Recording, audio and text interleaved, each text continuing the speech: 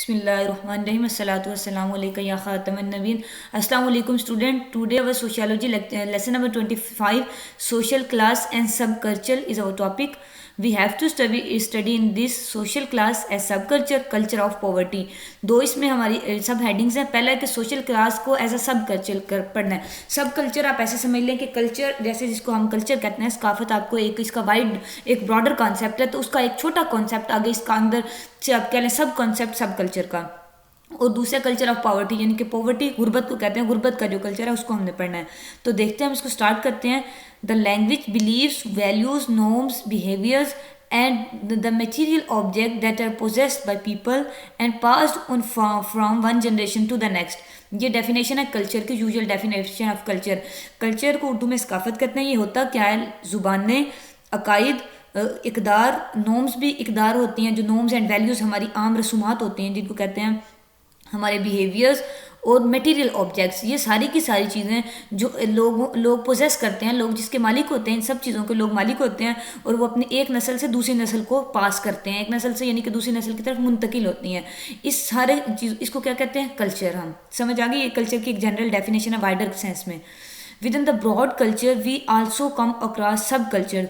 अभी इसकी wide definition हो गई कल्चर की, वो कहता है ब्रॉडर एक कल्चर का कॉन्सेप्ट है, इसके अंदर हम वी कम अक्रॉस यानी कि हमारा वास्ता पड़ता है सब कल्चर से भी, इसके छोटे आगे छोटी इसकी शाखों से भी। देख लेते हैं हम वो क्या होती हैं। Where a group displays distinct patterns of behaviour and the related values. अब कल्चर तो एक सोसाइटी का होता है ना, पूरी एक सोसाइटी का आप कह लें कि सकाफत है, उसका बिहेवियर, उसका नॉर्म्स, या पूरी एक जनरेशन का, उसको हम कल्चर कहते हैं। अगर एक हम ग्रुप ले लें, स्पेसिफाइड ग्रुप हो, छोटा ग्रुप हो, डिस्टिंक्ट पैटर्न्स है ना, मतलब डिस्टिंक्ट ग्रुप हो, स्पेसिफाइड एक मखसूस ग्रुप हो, उसके जो अपने बिहेवियर हैं, उसकी अपनी वैल्यूज़ हैं, norms, beliefs and material possession एक ग्रुप की, उसको कहते हैं subculture. These subculture में relate to an ethnic group. Ethnic group हो सकता है यानी कि एक नस्ल का ग्रुप हो सकता है, और एन ऑक्यूपेशनल ग्रुप एक मतलब ऑक्यूपेशन रखने वाले, एक आप कह लें प्रोफेशन से ताल्लुक़ रखने वाले, जो एक काम के लोग हैं। जैसे हम एग्जांपल ले लें कि आप कह रहे हैं लॉयर्स कम्युनिटी है, जैसे उनका एक अपना अलहदा कल्चर है, मतलब जो उनकी उनकी नॉर्म्स हैं, वैल्यूज़ हैं, उनकी अपनी लैंग्वेज उधर कोर्ट में जो यूज़ होती है, या एक अलहदा वो एक कम्युनिटी, एक अलहदा ग्रुप है सोसाइटी का, और वो अपना कल्चर पोजेस करते हैं। ठीक है, अब ये जो उनका अपना कल्चर है, ये कल्चर नहीं कहलाएगा, ये सब कल्चर कहलाएगा, क्योंकि वो एक डिस्टिंक्ट ग्रुप है अलहदा, और उनके अपने अपने अपने जो पैटर्न्स हैं वो। अच्छा, एन एज ग्रुप, कोई एज ग्रुप हो जा सकता है, जैसे टीन एजर्स, कुछ बच्चे हैं, उनकी कम्युनिटी बनी हुई है, या कोई उनका क्लब बना हुआ है, स्नोकर्स क्लब कह लें, या कोई और, मतलब उनका अपना एक ऐसा कल्चर बना हुआ है जिसमें वो उनके अपने नॉर्म्स, अपनी वैल्यूज़, अपने उनकी लैंग्वेज होती है, अपना उनका कल्चर, सब कुछ होता है, मटेरियल पोजेशन सब अपना होता है उनका। And even to a social class वगैरह, एक सोशल क्लास भी बड़े लेवल पर सब कल्चर पोजेस कर सकती है। हम कहते हैं ना कि कल्चर तो होता है ना as a whole, broader sense में आप इसको ऐसे समझें कि कल्चर एक बड़ी सेंस में बात है, ब्रॉडर सेंस में वाइड ह्यूज रेंज है इसकी, और सब कल्चर एक आगे इसका एक नैरो सेंस में इसका एक कॉन्सेप्ट है। Therefore, it can be assumed that each social class has a subculture with a system of behavior। इसका मतलब है कि अब हम ये एज्यूम किया जाएगा कि हर एक सोशल क्लास जो होती है उसका अपना सब कल्चर होता है, अपना उसका सिस्टम्स ऑफ बिहेवियर होता है, अपनी वैल्यूज़ होती हैं, और अपना उसका वे ऑफ लाइफ होता है। एक पूरी सोसाइटी का एज अ होल कल्चर, या एक नेशन का, एक कंट्री का तो कल्चर होता ही होता है ना। छोटे लेवल पे हम सोशल ग्रुप कर लें, सोशल क्लास कह रहे हैं, एक एज के पीपल कह रहे हैं, एक क्लास के लोग कह रहे हैं, उनका अपना जो होता है उसको हम कहते हैं सब कल्चर। उसमें उनका अपना बिहेवियर होता है, अपनी वैल्यूज़ होती हैं, अपना वे ऑफ लाइफ होता है। होप सो ये आपको समझ आ गया होगा कल्चर और सब कल्चर का कॉन्सेप्ट। नेक्स्ट देखें, the subculture of a social class serves to adopt people to the lifestyle they led and to prepare their children to assume their class status. कि जो किसी social class का या किसी group का सब culture होता है, वो लोगों को इस बात पे उभारता है कि उनका अपना जो लाइफ स्टाइल है, जो उनको जो लाइफ स्टाइल उनका चल रहा है, जिसकी तरफ वो लेड किए गए हैं अपने फोर फादर की तरफ से, यानी कि अपने आबाओ दाद की तरफ से, जिस कल्चर की तरफ उन्हें रहनुमाई की गई है, जो उनका कल्चर आ रहा है, उसको वो अडॉप्ट करते हैं, और अपनी अगली नस्लों को, अपने बच्चों को वो तैयार करते हैं कि उनका जो कल्चर है, उनका सोशल स्टेटस है, वो भी यही अडॉप्ट करें। समझ आ गई बात की? The passing of subculture pattern of behaviour and the related values and norms to the next generation takes place through the process of socialisation. This socialisation process की डेफिनेशन है, इसको भी आपने याद करना है। ये कल्चर सब कल्चर की डेफिनेशन भी याद करनी है, ठीक है, एज इट इज़ इनको अपने याद करना है। कॉन्सेप्ट मैं आपको समझा रही हूँ। अच्छा, सोशलाइजेशन क्या होता है कि सब कल्चर क्या होता है, आपने ऊपर पढ़ा कि लैंग्वेज एक ग्रुप की, उसके नॉर्म्स वैल्यूज, उसका वे ऑफ लाइफ और ये सारी चीज़ें मिला के इनको सब कल्चर कहते हैं। अच्छा, अब एक जो नस्ल है या एक जनरेशन है अपनी दूसरी जनरेशन की तरफ ये सब कुछ अपना पास करती है, सब कल्चर पास करती है, यानी कि एक जनरेशन से दूसरी जनरेशन में ट्रांसफ़र होता है। ये एक प्रोसेस है, इस प्रोसेस को क्या कहते हैं हम, सोशलाइजेशन। ठीक है, सोशियोलॉजी की लैंग्वेज में इस प्रोसेस को हम सोशलाइजेशन कहते हैं। Notwithstanding with some overlapping and some exceptions, it remains true that the average middle class child has socialization very different from that of the average lower class child.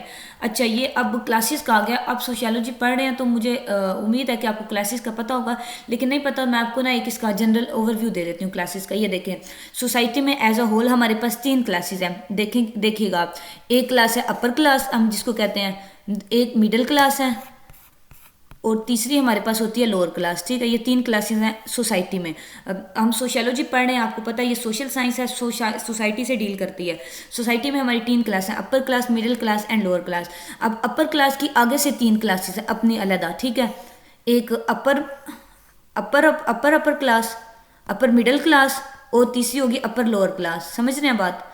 अब मैं आपको इसका समझाती हूँ कॉन्सेप्ट। अच्छा, जो पहली हमारी अपर क्लास है ना, ये वाली, ये होती है, आप कह लें इसमें जिनका हाई सोशल स्टेटस होता है वो लोग फॉल करते हैं।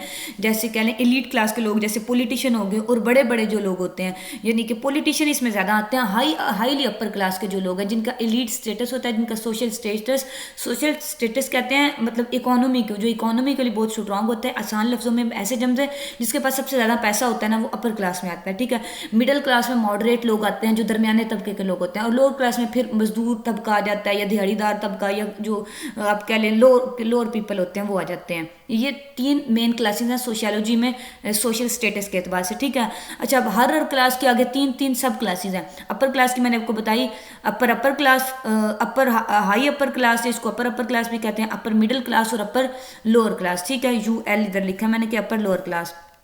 अच्छा, अब अपर क्लास जो है ना, या अपर हाई क्लास, इसमें तो जाहिर है पॉलिटिशियन और एलीट तबका होता है, जैसे आप कह लें कोई शहजादे हो गए या शहनशाह, या इसमें वो आते हैं। अपर मिडिल क्लास में मतलब उस अपने तबके में भी कुछ होते हैं, मतलब दूसरों की तरह नहीं, उनकी इस तरह की प्रॉपर्टीज़ या सब कुछ इतना नहीं होता, कुछ मतलब ठीक होते हैं, होते वो अपर क्लास में है, लेकिन अपर जो सबसे हाई तबके है ना, उनसे थोड़े से लो होते हैं। और जो अपर लोअर क्लास है वो ऐसे कह लें आप होते हैं ब्यूरोक्रेट्स हो गए, लैंडलॉर्ड हो गए, और ऐसे कंट्री के। ठीक है, अब मिडिल क्लास हम आ जाते हैं। मिडिल क्लास में भी अगेन हमारे पास क्या है, 3 है सब क्लासेस।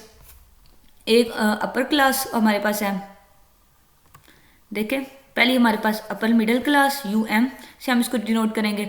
दूसरी हमारे पास middle class, sorry MM, middle class, और तीसरी हमारे पास होगी मिडिल लोअर क्लास। ठीक है, ML से हम इसको डिनोट करेंगे। इसमें भी ऐसे ही है, मिडिल लेवल के, दरमियाने तबके के, मुतवस्सित तबके के लोग होते हैं।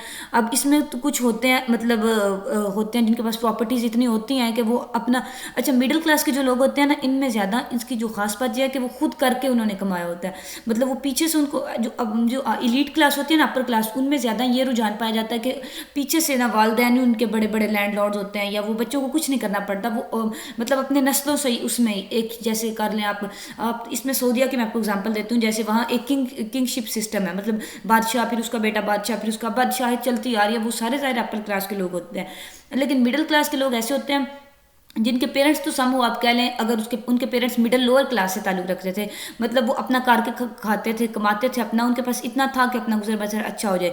अगर वो खुद मेहनत करें तो वो मिडिल में आ सकते हैं, या अपर मिडिल क्लास में भी बन सकते हैं। ठीक है, यानी कि आप समझ रहे हैं ना बात को, कि वो होते हैं दरमियाने तबके के हैं, लेकिन क्या करते हैं, वो मेहनत करके इसमें फॉल कर सकते हैं, या वो बाज़ औक़ात इसमें भी अपर लोअर क्लास में भी आ सकते हैं। ठीक है, इस तरह अब हमारी जो लास्ट क्लास है लोअर क्लास, इसमें भी हमारे पास 3 तरह के आगे होंगे सब हेडिंग। इसको हम देख लेते हैं। एक वही अपर लोअर क्लास, और दूसरी होगी मिडिल लोअर क्लास, और तीसरी होगी लोअर क्लास, अगेन LL। ठीक है, अब लोअर क्लास जो है ना, ये थर्ड वाली, ये तो सबसे गरीब लोग होते हैं, आप इनको कह लें जैसे भिखारी होते हैं, और ये मतलब उनके पास अपने खाने पीने के लिए भी कुछ नहीं होता। मिडिल लोअर क्लास में आप कह लें ये जैसे होते हैं, इनमें भी ऐसे ही लोग आ जाते हैं, लेकिन ये है कि समहाउ वो इनसे बेहतर होते हैं। कंपेरिजन आपने करना है ज़्यादा। तो जो अपर लोअर क्लास है, ये ऐसे लोग होते हैं मजदूर तबका कह लें, मतलब जो कमाते हैं वो खाते हैं, अपने बच्चों का पेट पालते हैं, और मांगने की इनको जरूरत नहीं पड़ती, इस वे में आप कह लें। ठीक है, ये बच्चों एक मोटा मोटा सा कॉन्सेप्ट मैंने आपको दिया, सोशल क्लासेस जो है आपकी, ये बार बार क्योंकि आपकी क्लासेस का जिक्र होना है, कभी आपके अपर क्लास, कभी मिडिल क्लास, कभी कोई, तो आपने, मुझे नहीं पता आपका बैकग्राउंड नॉलेज अब कितना है, लेकिन मैंने आपको इसका मोटा सा कॉन्सेप्ट दिया है। या आपने एज इट इज़ इसको कोई ज़रूरत नहीं पड़नी है, सिर्फ आपका कॉन्सेप्ट ही आपने इसको कॉन्सेप्ट की हद तक समझ लेना है। अच्छा, हम ये पढ़ रहे हैं कि notwithstanding with some overlapping and some exceptions, कुछ एक्सेप्शन के साथ, यानी कि कुछ चीज़ें जो हैं उनको निकाल के, कुछ ओवरलैपिंग्स को, it remains true that the average middle class child has socialisation very different from that of the average lower class child, कि जो मिडिल क्लास के, एक मिडिल क्लास का बच्चा है उसके लोअर क्लास के बच्चे से ज़ाहिर है उसकी सोशलाइजेशन जो प्रोसेस है वो डिफरेंट होगा। अब देखें ना, जो मिडिल क्लास है, हमने पढ़ा मिडिल क्लास दरमियाना तबका होता है, वो जो है उनके पास लोअर क्लास से ज़ाहिर है वो अमीर होते हैं, इनसे हाई होता है इनका सोशल स्टेटस, तो ज़ाहिर है इनकी जो सोशलाइजेशन होगी, सोशलाइजेशन आपने अभी ऊपर डेफिनेशन पढ़ी कि नॉर्म्स, वैल्यूज, सब कल्चर एक जनरेशन से जो दूसरी जनरेशन में पास होता है, इसको सोशलाइजेशन कहते हैं। अच्छा, मिडिल क्लास के लोग जो अपने जनरेशन को, अगली जनरेशन को चीज़ें पास करेंगे, मतलब हम मटेरियल ऑब्जेक्ट की बात कर लेते हैं, जैसे अगर वो कोई ज़्यादा प्रॉपर्टी है तो लोअर क्लास का बंदा उतनी प्रॉपर्टी अपने आगे जनरेशन में पास नहीं कर सकता, तो डेफिनेट बात ये इधर कही गई है कि इनका सोशलाइजेशन प्रोसेस और इनका सोशलाइजेशन प्रोसेस डिफरेंट होता है। Let us take just one aspect of socialisation, वो कहते हैं एक पहलू हम सोशलाइजेशन का यहाँ समझते हैं। Those experiences that shape ambition education, वो वाले तजर्बात जो शेप करते हैं ख्वाहिशात को, यानी कि बच्चों की ख्वाहिशात उन पर डिपेंड करती हैं, उनकी तालीम, एंड वर्क हैबिट्स, और उनके काम करने की जो आदत होती हैं, and see how they differ between two social class words, ठीक है। और ये अब सोशलाइजेशन को अगेन उसने एक्सप्लेन किया हुआ है। सोशलाइजेशन में वो कहता है यही चीज़ें पास करती हैं ना बच्चों की, एम्बिशियस उनके जज्बात, ज़ाहिर अगर उनके वालदैन हाई सोशल स्टेटस से ताल्लुक़ रखते हैं तो उनके जो जज्बात हैं, उनके एहसासात हैं, उनकी ख्वाहिशें बड़ी बड़ी होंगी, उनका एजुकेशन लेवल भी अच्छा होगा, वर्क हैबिट्स भी अच्छी होंगी। अगर उनके वालदैन ही लोअर क्लास से ताल्लुक़ रखते हैं तो ज़ाहिर है बच्चों ने भी तो उधर तक रहना है ना, तो यही वो यहाँ समझाना चाह रहा है। और and see how they differ between the different two social classes, तो वो हमने देख लिया, मैंने आपको डिटेल से समझा दिया कि डिफरेंट टू सोशल क्लासेस में ये सोशलाइजेशन प्रोसेस कितना ज़्यादा डिफर करता है। टिपिकल अपर मिडिल क्लास, अब अपर मिडिल क्लास आपको समझ आ रही है ना किस क्लास का जिक्र हो रहा है। मिडिल जो क्लास है, दरमियाना जो हमारे पास है तबका सोशल स्टेटस का, उसकी अपर मिडिल क्लास का जिक्र हो रहा है। अभी आपको मैंने कॉन्सेप्ट समझाया है। Typical upper middle class children live in a class subculture where they are surrounded by educated person who are ambitious। अब वो कह रहे हैं अपर मिडिल क्लास के जो बच्चे हैं ना, आमतौर पर वो एक ऐसे सब कल्चर में रहते हैं जहाँ वो उनके इर्द गिर्द एजुकेटेड पर्सन होते हैं, मतलब पढ़े लिखे लोग होते हैं जो एम्बिशियस रखते हैं, यानी कि जिनके अपने अपने एम्स होते हैं, उनके अपने गोल होते हैं। Who go to work even when they do not feel it, वो काम पे जाते हैं जब उन्हें उसकी ज़रूरत भी महसूस नहीं होती, तब भी वो काम पे जाते हैं। And who struggle to attain success, और वो कामयाबी हासिल करने की कोशिश करते हैं। बच्चे आप नोट करें, हम मिडिल क्लास पढ़ रहे हैं, अपर क्लास के मैंने आपको बताया उनको इस चीज़ के काम करने की या कामयाबी की ज़रूरत ही नहीं होती, क्योंकि उनके फोर फादर ने उनको इतना कुछ दिया होता है कि वो उसी में इनफ होता है। अब ज़ाहिर जो काम करते हैं ना मेन, वो मिडिल क्लास के लोग ही करते हैं। सोसाइटी में सबसे ज़्यादा आपको यही तबका नजर आएगा मिडिल क्लास का। तो अब अपर मिडिल की वो बात कर रहा है कि उनके इर्द गिर्द जो ज़्यादा पढ़े लिखे लोग होते हैं वो काम पे जाते हैं और वो क्या करते हैं, कामयाबी हासिल करने की कोशिश करते हैं। They are acquainted with the achievement of their ancestor, वो अपने फोर फादर की, एंसेस्टर्स की, यानी कि अपने आबाओ अजदाद की जो अचीवमेंट है उनसे मुतासिर हुए हुए होते हैं, अपने रिलेटिव्स की और अपने फ्रेंड्स की। It is normal for them to assume that they too are going to accomplish something in the world, ये चीज़ उनके लिए नॉर्मल होती है कि वो दुनिया में कुछ अकम्प्लिश करने जा रहे हैं, कुछ मतलब दुनिया में कोई काम करने जा रहे हैं। अच्छा, इनको अगर हम कंपेयर करते हुए लोअर क्लास के बच्चे की तरफ बात करें तो वो तो ऐसा नहीं करता ना उसके सामने उसके वालदैन की कोई ऐसी मिसाल होती है जिन्होंने बड़ा काम किया, ना दोस्तों की ना रिश्तेदारों की, क्योंकि उसका सोशल स्टेटस ही ऐसा है कि उसका आना जाना ऐसे लोगों में है जो ज़्यादा पढ़े लिखे भी नहीं है, मतलब जिनको अपनी रोटी पानी से अपने पेट से सिर्फ गरज है। और इधर हम अपर मिडिल क्लास की बात कर रहे हैं तो आपने देखा कि उनके लिए ये बात अज्यूम करना कोई बड़ी बात नहीं होती कि वो दुनिया में कुछ करेंगे या कुछ अकम्प्लिश करेंगे, कुछ सक्सेस हासिल करेंगे, अपना गोल अचीव करेंगे, ये उनके लिए एक आम सी बात होती है, ठीक है। When they go to school, they find its culture close to their family।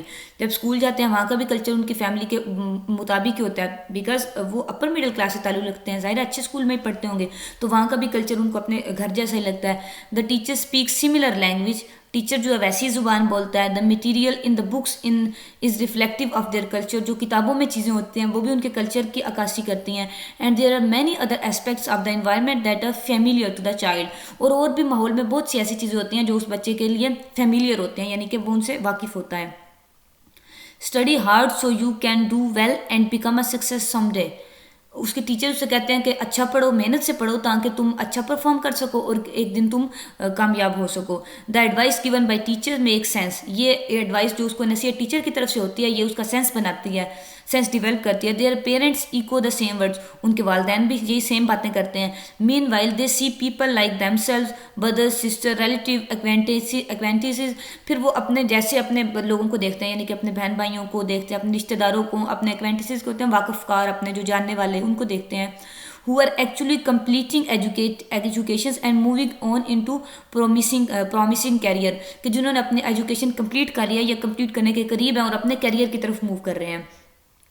For most of the middle class children, to grow up means to complete an advanced education and launch a career। तो middle class के बच्चों के लिए grow up होना यानी कि बड़ा होना का क्या मतलब होता है कि वो अपने पाँव पर खड़ा हो जाएं। इसका मतलब यह है कि वो अपनी तालीम कंप्लीट कर लें और अपना कैरियर लाइफ स्टार्ट कर लें, यानी कि अपनी जॉब में सेटल हो जाएं या जो भी उनको करना है, बिजनेस स्टैब्लिश करना है, वट एवर, अपना कैरियर लॉन्च कर लें। ठीक है, ये बातें आपके याद करने के हैं, बच्चे कंसेप्ट भी करना है लेकिन आपने इसको याद भी करना है। ठीक है, एक एक चीज़ इंपॉर्टेंट है इसमें। नेक्स्ट आगे लोअर क्लास की अब बात करने लगे हम कि lower class children grow up in a class subculture where scarcely anyone is educated. देखा वही बात कि लोअर क्लास के बच्चे एक ऐसे माहौल में परवरिश पाते हैं कि जहाँ मुश्किल से ही कोई पढ़ा लिखा होता है। And has a study job for long, और किसी की मतलब कंटिन्यूसली जॉब होती है मुश्किल से ही, यानी कि वो एक लोअर क्लास का तबका को बताया ना, मजदूर दिहाड़ीदार तबका ऐसे होता है, तो वो जॉब का कॉन्सेप्ट और पढ़ाई का कॉन्सेप्ट तो उनके करीब इतना नहीं ना होता। In their world meals are haphazard and irregular. इनके करीब जो मील्स है यानी कि इनका जो खाना होता है वो क्या है, वो इरेगुलर होता है और हफाजर्स होता है। मीन्स हिफाजत कहते हैं बेतरतीबी को, बेनज़मी को, मतलब उनका खाना ही होता है बेनज़मी, रेगुलेटरी, उनकी लाइफ में कोई डिसिप्लिन नहीं होता। उनके खाने से मुराद है कि उनकी लाइफ का बताया जा रहा है कि ये उनकी मामूल होता है। खाना एक मामूल बात है ना, मतलब सुबह भी शाम को भी दोपहर, तो उनका यह मामूल होता है बेतरतीबी लाइफ में, रेगुलरिटी, मतलब कोई डिसिप्लिन नहीं, कोई फोकस नहीं ज़िंदगी पे, कोई कुछ नहीं, मतलब उनकी ज़िंदगी बस उनका यही है कि रेगुलरिटी और ये वो ऐसी जैसी तैसी ज़िंदगी गुजर रही है। देखें हम लोअर क्लास की बात कर रहे हैं तो डेफिनेटली उनके ऐसे ही होता है। दे मैरी अर्ली इन एज, वो अपनी ज़िंदगी के मतलब आपको पता है छोटे छोटे बच्चे उनकी शादी हो जाती है उनकी, खासतौर पे लड़कियों की गाँव में ऐसे रहते हैं जो लोअर क्लास पीपल होते हैं। खासतौर पे अब ऐसा तबका होता है ये जो काम करते हैं लोग, मतलब जिनको हम कहते हैं, अब आपको समझाने के लिए बात तो करनी पड़ेगी ना, मतलब गाँव में अगर आप रहते होंगे तो कुछ काम वाले जो लोग होते हैं, आपको पता है उनको छोटी छोटी बच्चियों की शादियाँ हो जाती हैं और ऐसे मिसाइल, तो ये they are definitely belong to lower class. ठीक है, ये बात अब उन पर फिट हो रही है कि उनकी छोटी उम्र में ही शादियाँ हो जाती हैं और लार्ज नंबर ऑफ चिल्ड्रन के ढेर सारे बच्चे होते हैं।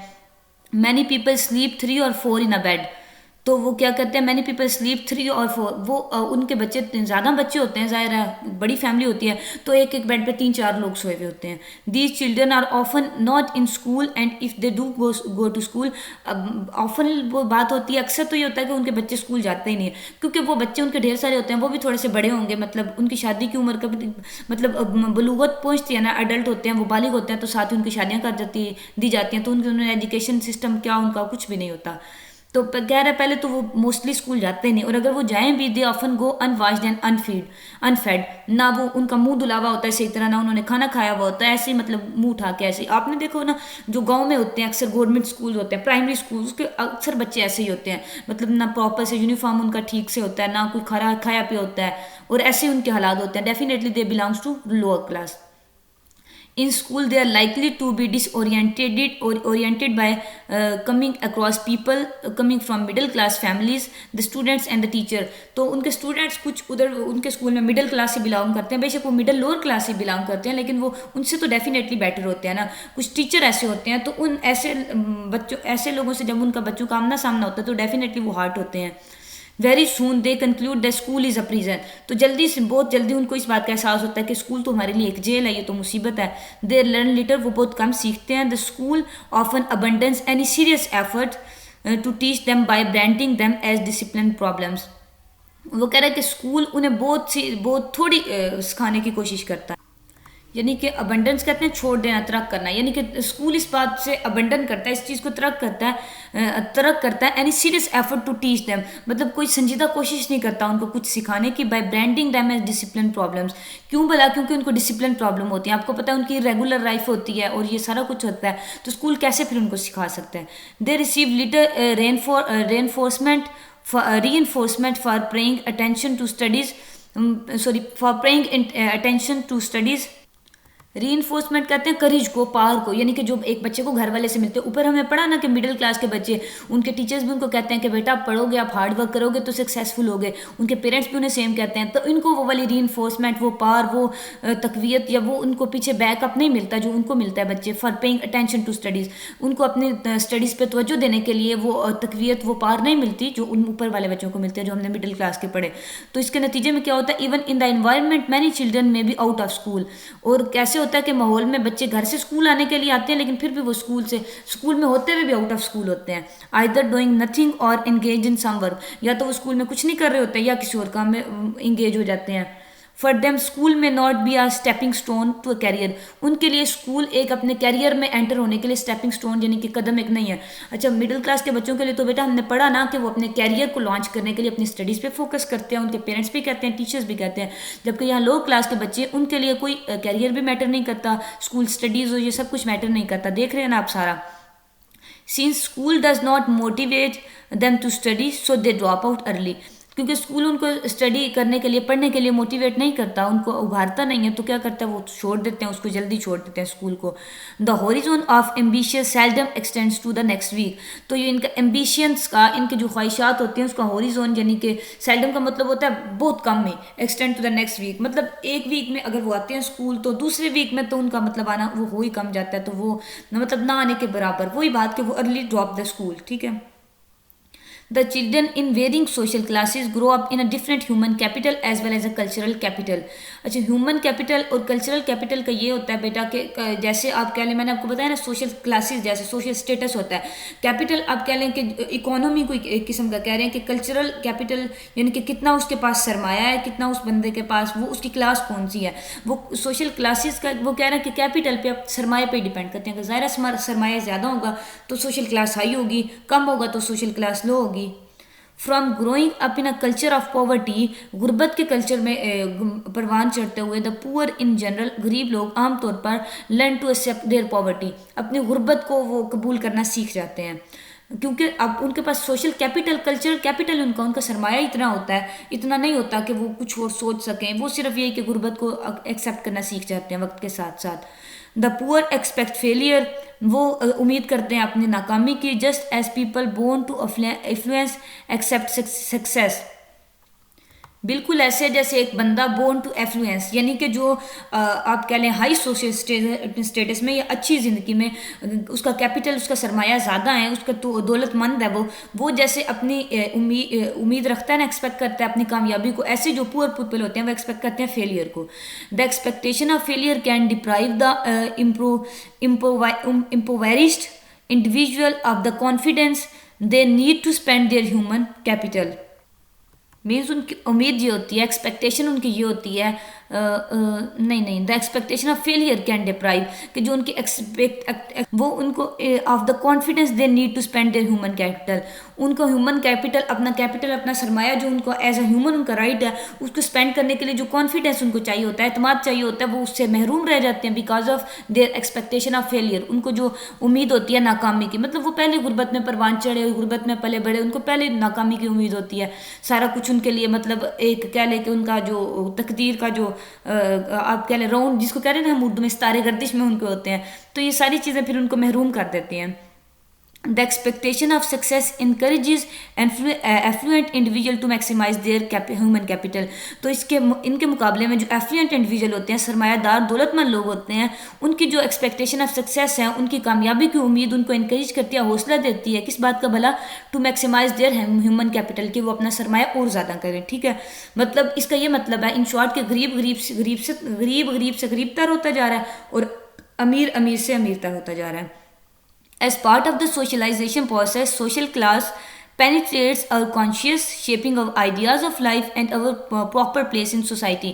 कि जो socialization process है वो क्या क्या करता है, हमारी जो social class penetrates our conscious, हमारा प्रोसेस ऑफ सोशलाइजेशन और हमारी सोशल क्लास, जो हमारा सोशल स्टेटस है, मतलब अपर क्लास है, मिडिल क्लास है, लोअर क्लास है, या उसकी आगे फर्दर सब क्लास है, ये हमारे कॉन्शियसनेस में, हमारे ज़मीर में, हमारे आप कह लें शऊर और लाशऊर दोनों में पेनिट्रेट कर जाता है, और हमारे आइडियाज़ को, हमारी ज़िंदगी को ये शेप करता है। और क्या करता है कि प्रॉपर प्लेस इन सोसाइटी, हमें पता ज़ाहिर है गरीब बंदा है, लोअर क्लास से ताल्लुक़ रखता है, उसको पता है कि उसकी क्या सोसाइटी में प्लेस है, और कोई अपर क्लास या मिडिल क्लास का बंदा है तो उसको पता है उसकी और पूरा सोसाइटी में स्टेट है। दोनों की ज़ाहिर है स्टेट भी सोसाइटी में डिफरेंट होंगी, दोनों के आइडियाज़ भी, वे ऑफ लाइफ भी डिफरेंट होंगे।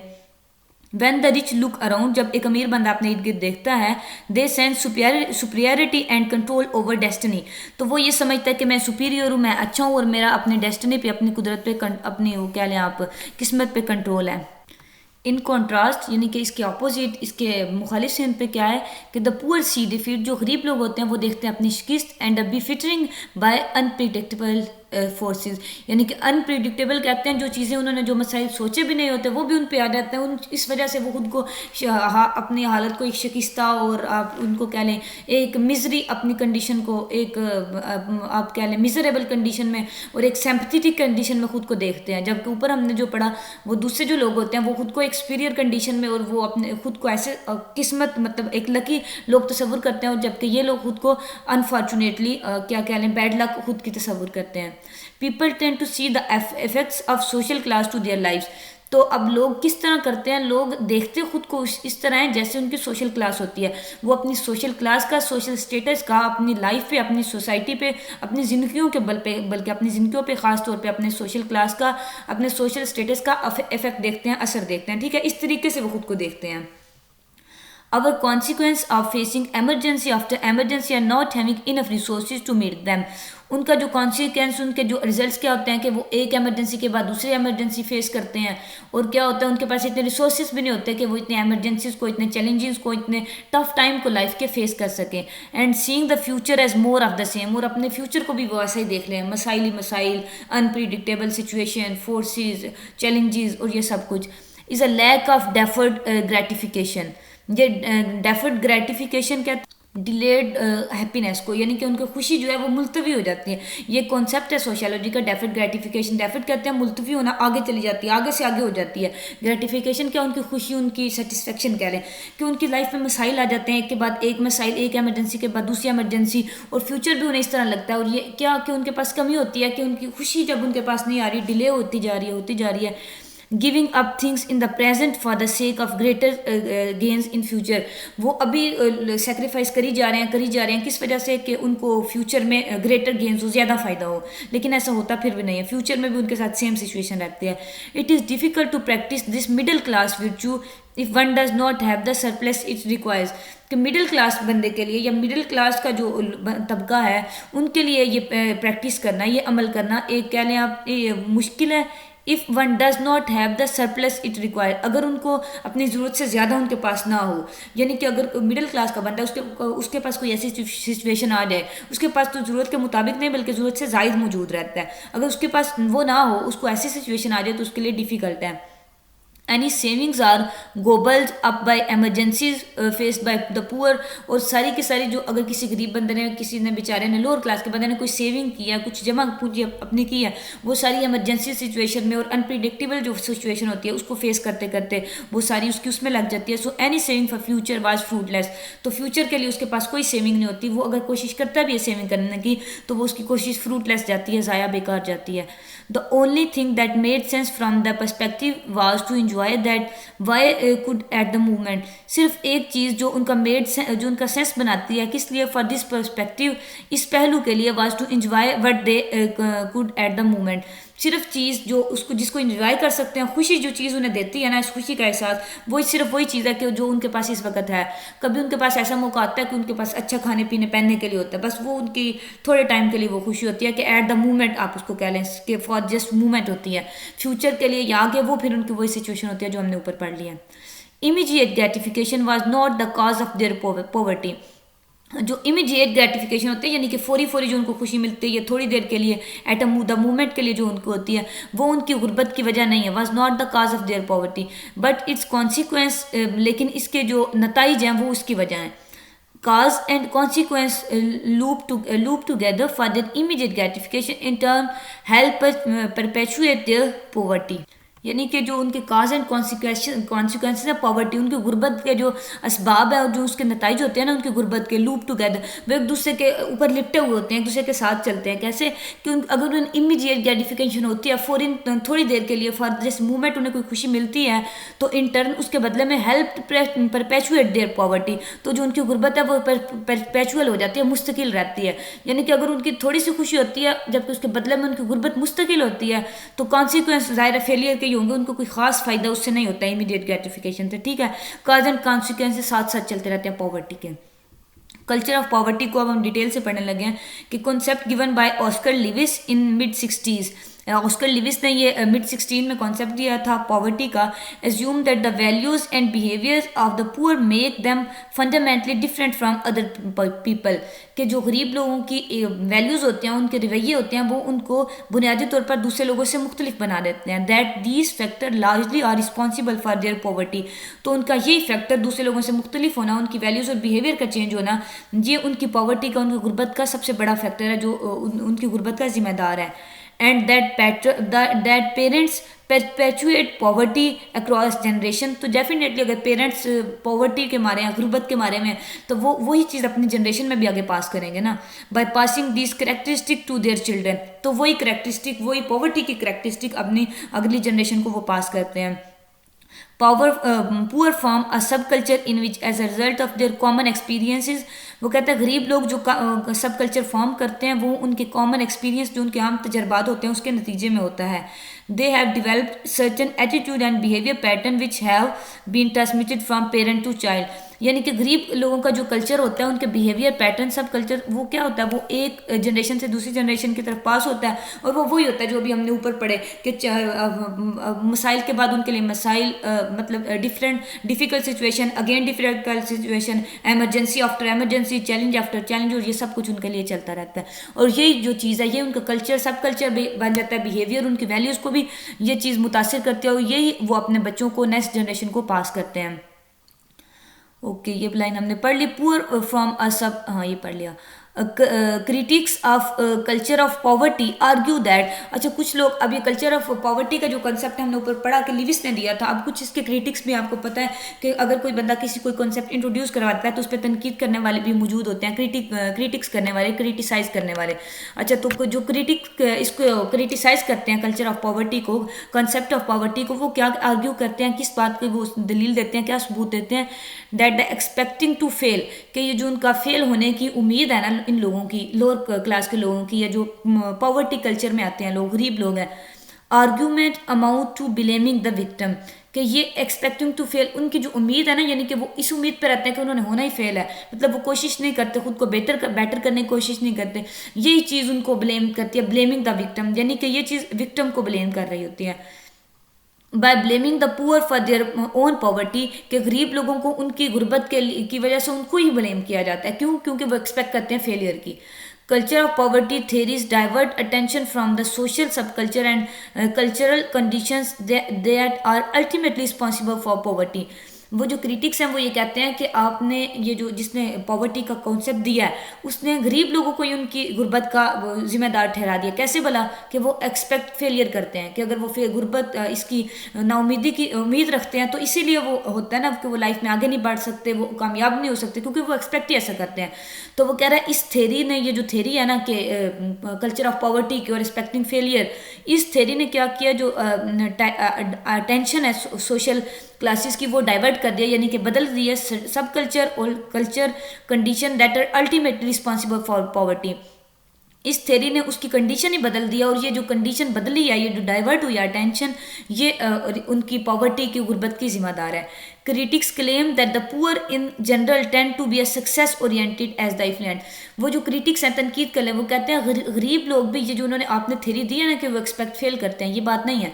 वो इस बात पर तनकीद करते हैं कि गरीब लोग भी आमतौर पर जनरली वो क्या कहते हैं कि सक्सेस ओरिएंटेड होते हैं, वो भी कामयाबी की उम्मीद रखते हैं, जैसे दौलतमंद लोग रखते हैं, एफ्लुएंट्स, उनकी तरह वो कह रहा है कि गरीब लोग भी कामयाबी की उम्मीद रखते हैं। इस थेरी को ज़ाहिर है वो क्रिटिसाइज कर रहा है ना, तंज कर रहा है, तो इसकी उल्टी बात करेंगे ना क्रिटिक्स जो है। If not for themselves then for their children. वो कहते हैं कि अगर वो अपने लिए ना कामयाबी की उम्मीद रखे, अपने बच्चों के लिए तो ज़रूर रखते हैं ना, कि आपने कहा कि वो ही नाकामी अपने बच्चों में पास करते हैं और सारी बातें, लेकिन वो उसको क्रिटिसाइज़ कर रहा है कि बेशक वो अपने लिए कामयाबी की उम्मीद ना रखे, अपने बच्चों के लिए वो ज़रूर रखते हैं। The different between the poor and affluent therefore, वो कहता है गरीब और जो दौलतमंद लोग हैं उनमें जो डिफरेंस है वो क्या है, lies mainly in their relative access to educational and occupational opportunities to demonstrate their human capital. कि जो मेन डिफरेंस ये है, वो जो हमने ऊपर पढ़ा सबसे पहले, कि उनके रिश्तेदार और उनके जो फ्रेंड कह लें और उनका जो आगे पीछे तबका होता है, जो अराउंड उनके सराउंडिंग में पीपल होते हैं, वो अगर हम एफ्लुएंट पीपल दौलतमंद लोगों की बात करें तो वो पढ़े लिखे होते हैं, वो ऑक्यूपेशनल होते हैं, अपॉर्चुनिटीज़ उनके पास होती हैं, जबकि गरीब लोगों के पास ऐसा नहीं होता। वो कहते हैं सिर्फ अमीर और गरीब लोगों में फ़र्क ये है कि उनके पास ऐसी अपॉर्चुनिटी, उनके पास मौके होते हैं, उनके आगे पीछे ऐसे पढ़े लिखे लोग और जॉब्स वाले होते हैं, और गरीब लोगों के पास ऐसा नहीं होता। और दूसरी बात क्या, कि उनके पास ह्यूमन कैपिटल होता है और गरीब लोगों के पास ह्यूमन कैपिटल नहीं होता। ठीक है, बाकी जो उसने सक्सेस वाली और फेलियर एक्सपेक्टेशन वाली बात है वो उन्होंने क्रिटिक्स ने डिनाई कर दिया, ये हमने ऊपर पढ़ लिया। ठीक है, look at yourself, do culture of poverty, culture of affluence theory apply to any of the ways in which they have been advantage or disadvantage in your life choice and life chances? To what extent has your social class background led you to expect success or to failure? Expect failure. अब ये ना एक आपके लिए, अच्छा बच्चों, आपकी जो असाइनमेंट वो भी ऐसी होती हैं, यानी कि आपकी एज इट इज़ नहीं आती, आपका खुद सेल्फ मेड आपको करना पड़ता है, और पेपर में भी आपका मुझे उम्मीद है कैसे ही होगा। अब देखें ना, आपको मैंने कल्चर सब कुछ समझाया डिटेल से, उनका डिफरेंस और वो क्या क्या एक्सपेक्ट करते हैं। अब आपके लिए ये करने का काम है कि आप अपनी तरफ देखें और खुद से पूछें कि जो पॉवर्टी का कल्चर है और जो अमीरी का कल्चर है, ये दोनों थ्योरी जो हैं, तो any of the way in which you have been advantage of, तो इन दोनों थ्योरी में इसके फ़वाइद क्या है, इसके नुकसान क्या हैं आपकी ज़िंदगी में, और एंड द लाइफ चांसेस, और आपके लाइफ चांसेस में, मतलब आपने अपना पर्सनल एक्सपीरियंस लिखना है कि आप पॉवर्टी के कल्चर को और आप जो एफ्लुएंस कल्चर है उनको किस तरह देखते हैं, और किस हद तक योर सोशल क्लास बैकग्राउंड, आपका जो अपना पर्सनल सोशल क्लास है, सोशल स्टेटस है, उसका बैकग्राउंड आपको क्या लेड करता है, किस चीज़ की तरफ रहनुमाई करता है, कि आप एक सक्सेसफुल फ्यूचर जो है आप वो एक्सपेक्ट करते हैं या आप क्या फेलियर एक्सपेक्ट करते हैं। ठीक है, हमने ऊपर पढ़ लिया ना सारा कि क्या लोग क्या एक्सपेक्ट करते हैं और क्या करते हैं, तो आपने अपना पर्सनल एक्सपीरियंस जो आपने पढ़ लिया, आप लेक्चर लेके ना समझ के इसको अच्छे से पढ़ के आप एक पैराग्राफ भी लिख देंगे ना, तो आपकी सेल्फ राइटिंग अच्छी हो जाएगी। दूसरी बात, आपके कॉन्सेप्ट क्लियर हो जाएंगे। तीसरी बात, आपके एग्जाम की बहुत अच्छी सी तैयारी हो जाएगी। ठीक है बच्चों, तो ये क्वेश्चन जो है ना, इसको आपने जरूर आंसर करना है। एक पेज लिखना चाहे या हाफ पेज या 1.5 पेज, एक पैराग्राफ भी लिख देना तो काफ़ी हो जाएगा। आप ये लेक्चर लेते फौरन ही लिखेंगे तो आपके जो कंसेप्ट माइंड में होंगे एक बार आपके कलम से गुजर जाएंगे तो वो इंशाल्लाह आपको नहीं भूलेंगे। ठीक है बच्चों, मैंने पूरी कोशिश की आपको अच्छे से डिलीवर कर पाऊँ। अगर कोई समझ नहीं आई, कोई क्यूरी है तो आप पूछ सकते हैं कॉमेंट्स में। अपना ख्याल रखिएगा बहुत सारा। अल्लाह हाफिज़।